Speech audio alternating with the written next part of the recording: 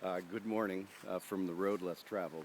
I am on a road that I haven't traveled in a long time. I am along the banks of a little stream that is in the middle of Medford, Oregon, a place that we used to live here with our families. And this morning I got up very early and took a walk before the sun was up, and the stars were magnificent.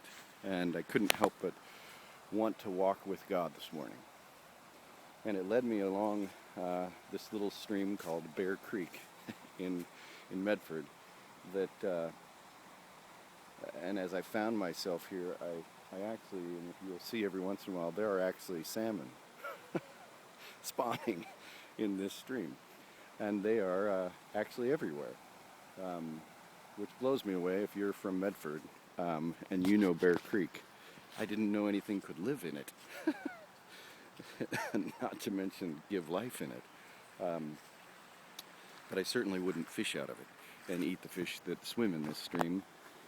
But nonetheless, it is beautiful, and it's a good reminder that these fish struggle, and their purpose is to give life before they die, to give life to something. And as I was walking this morning, I actually walked through a cemetery, and I stood there actually at the feet of Jesus, a huge statue of Jesus. And I looked at all of the headstones, and I thought, all of us are going to end up in that condition. We will all die. And it made me think, of course, when you think of death, you think of why we live, why we're here. And it all started when God breathed life into us, into our nostrils. And it says in Genesis chapter 2, and man became living beings. And the word living beings means those who breathe. And it made me think that is why we live. Not just physiologically why we live, but it is our purpose. The word to breathe into something, actually the word inspire is that word. In fact, the word of God is given by inspiration. It means God breathed into it life. And God breathed life into us.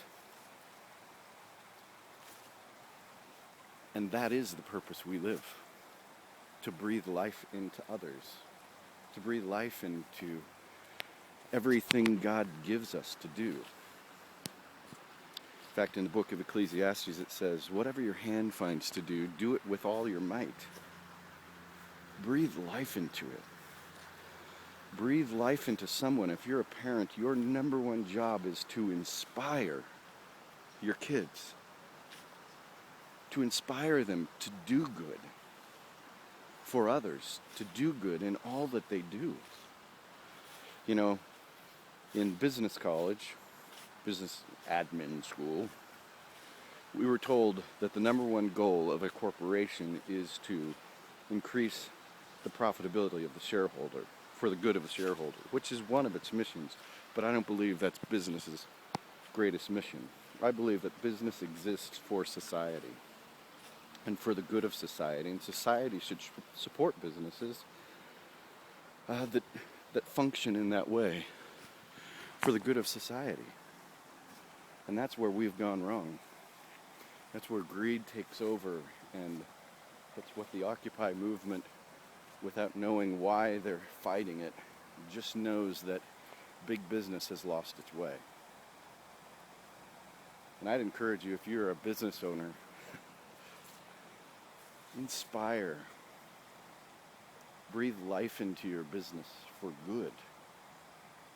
Inspire the people that work for you to do good and to be good. It's what it all comes down to.